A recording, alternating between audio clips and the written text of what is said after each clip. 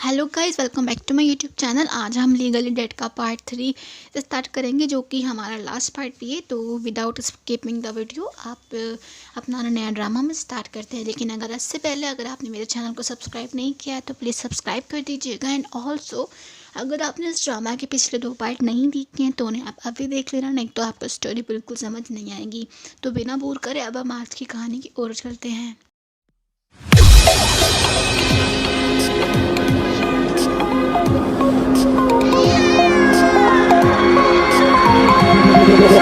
Feel me like a Hellcat.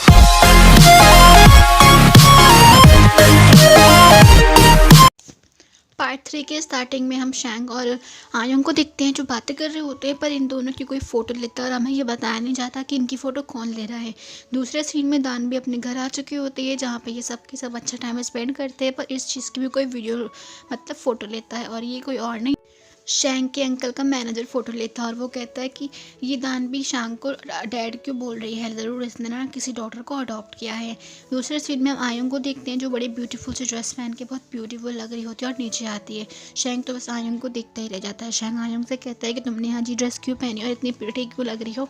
तो आयोंग उसे बताती है कि मैं नॉर्मल शर्ट थोड़ी पहन सकती हूँ, मैं शादी में जा रही हूँ तो मुझे अच्छा बन के जाना है। तो शैंग भी स्माइल करते हुए बोलता है ओह हाँ, शादी में तो अच्छा ही बन के जाना होता है। और वो उससे कहता है कि दानवी अब घर आ चुकी तो हमें साथ में डिनर करना चाहिए, तो तुम जल्दी घर आना। नेक्स्ट सीन में हम शैंग और उसके मैनेजर को देखते हैं, जहाँ पे वो थोड़ी सी बातें करते हैं। इनकी बातों से हमें पता चलता है कि शैंग अपने मैनेजर को मैनेजर नहीं अपना फ्रेंड मानता है और दोनों अच्छे से बातें कर रहे होती हैं। तो शैंग उसे बताता है कि पहले मेरे पास कोई नहीं था जिसका कोई ख्याल रखूँ, पर अब मेरे पास 2 लोग हैं जिनसे मुझे प्यार है और मैं जिनका ख्याल रखना चाहता हूँ। तो शैंग का मैनेजर भी कहता है तुम जो चाहो तुम वो करो, तुम जो भी डिसीजन लोगे मैं तुम्हारे साथ हूँ, लेकिन तुम आजकल बहुत बदल गई हो। तो शैंग उससे कहता है मैं बदल कैसे गया। तो मैनेजर उससे कहता है ज़रा अपने फ़ोन को देखो। तो उसके फ़ोन से शैंग के फ़ोन के पीछे दानवी ने स्टिकर लगाए थे। तो शैंग उसे समझाने की कोशिश करते हैं कि मैंने नहीं लगाया। तो उसका मैनेजर कहता है हाँ मुझे पता है कि ज़रूर दानवी ने किया है। तो वो दोनों फिर हंसने लगते हैं। इतने में शैंग के मैनेजर के पास किसी की कॉल आती है और दिखाई नहीं जाता कि किसकी कॉल है। अगले सीन में हम आयोंग और जूहू को साथ में देखते हैं, जहाँ वो लोग आते हैं, पर हील पहनने की वजह से आयोंग के पैर में दर्द होता है। तो जूहू उसके लिए स्लीपर लेके आता है और ख़ुद अपने हाथों से स्लीपर पहनाता है। इतने में आयुंग चेक करती है कि उसके फ़ोन पे शैंग ने काफ़ी सारी मिस कॉल करी है। उसे कुछ समझ नहीं आता। फिर उसे पता चलता है कि उसकी अडॉप्शन वाली बेटी की न्यूज़ हर जगह लीक और वायरल हो चुकी है, जिसकी वजह से वो डर जाती है कि शैंग की कंपनी अब बर्बाद हो जाएगी, क्योंकि शैंग की को कंपनी मिलेगी ही नहीं।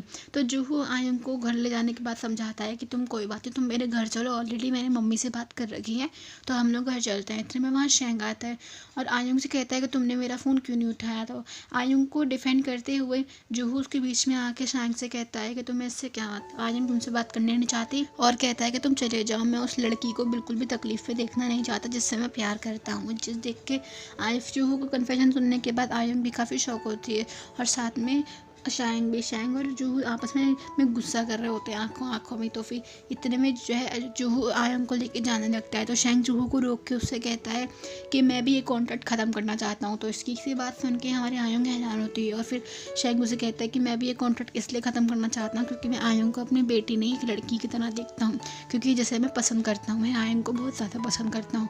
और ये चीज़ सुन के वो आयुंग से कहता है कि आयुंग मैं तुम्हारे फैसले के ऊपर निर्भर हूँ, तुम जो भी चाहोगे मैं तुम्हारे साथ ही हूँ, लेकिन प्लीज़ तुम घर वापस आ जाना। और ये कह के वहाँ से चला जाता है।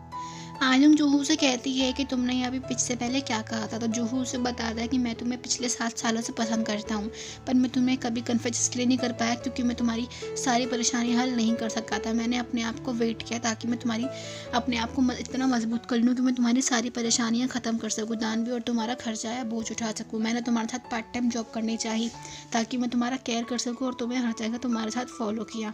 मैं तुम्हारा बहुत ख्याल रखना चाहता था, पर उस टाइम पर मैं तैयार नहीं था। जब मैं तैयार होकर अब रेडी हूँ तब मैंने तुम्हें बता दिया कि मैं तुम्हें पसंद करता हूँ, तो अब ये सब तुम्हारे ऊपर निर्भर है। तो फिर आयुंग जूहू से कहती जूहू मैं तुम्हारे इस कन्फेशन की बहुत रिस्पेक्ट करती हूँ, लेकिन मैं तुम्हें पसंद नहीं करती, मैं तुम्हें एज अ फ्रेंड बहुत पसंद करती हूँ, पर मैं किसी और को रियल में पसंद करती हूँ जिसके साथ में रहती हूँ, यानी कि वो शैंग को पसंद करती है। और वो फिर जूहू को समझाती है। तो जूहू भी आयुंग की बात समझ जाता है कि आयुंग शैंग को पसंद करती है। फिर वहाँ बारिश होने लगती है, तो फिर जूहू आयुंग को अपना छाता देख के उससे कहता है कि चलो अब तुम घर के अंदर जाओ, शैंग तुम्हारा वेट कर रहा होगा और मैं तुम्हें कॉन्ग्रेचुलेशन नहीं करूँगा कि तुम्हें अपने प्यार का एहसास हो गया। और ये कह के वहाँ से चला जाता है। अंदर शैंग आयुंग का वेट करता है और आयुंग भी फिर आ जाती है। आयोंग चैंग से पूछते कि क्या तुम्हारी कंपनी में सब कुछ ठीक है, लीक होने की वजह से तुम्हारी कंपनी में कोई इफेक्ट तो नहीं पड़ा। तो जो चैंग उससे कहता है कोई बात नहीं, ये सब हम ठीक कर लेंगे। तो अभी आयोंग उससे कहती है तुमने बाहर कुछ कहा था, उसका मतलब क्या था। तो चैंग उसे स्माइल करते हुए बताता है कि मैं तुम्हें बहुत पसंद करता हूँ और बहुत टाइम से पसंद करता हूँ। तो फिर आयोंग उससे पूछते हैं कि तुम मुझे कब से पसंद करते हो। तो फिर चैंग उसे बताता है जिस दिन मैंने तुम्हें पहली बार देखा था मैं तुम्हें तब से पसंद करता हूँ, और जैसे जैसे तुम्हारे साथ मैंने मोमेंट इन्जॉय करे, तुम्हारे साथ समय बिताया, मैं धीरे धीरे तुम्हारी तरफ और अट्रैक्ट होता चला गया। अब बात कह ही रहा होता है कि इतने में आयुंग शैंग को पकड़ के उसे किस कर लेती है, और इनकी इस किस से साबित हो जाता है कि आयुंग भी शैंग को पसंद करती है। ये चीज़ शैंग को पता चल जाती है। फिर उसके बाद आयुंग शैंग से कहती है कि मैं तुम्हारा वेट करूँगी, चाहे कितना ही लंबा टाइम क्यों ना हो जाए।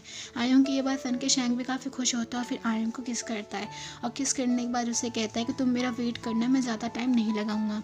फिर हमें एक महीने बाद का सीन दिखा जाता है जहाँ पे आयुंग अपनी जॉब कर रही होती है, और शैंग ने भी अब अपनी कंपनी अपने अंकल से बचा ली है, किसी बेटी के दम पे नहीं बल्कि अपनी बिजनेस के दम पे।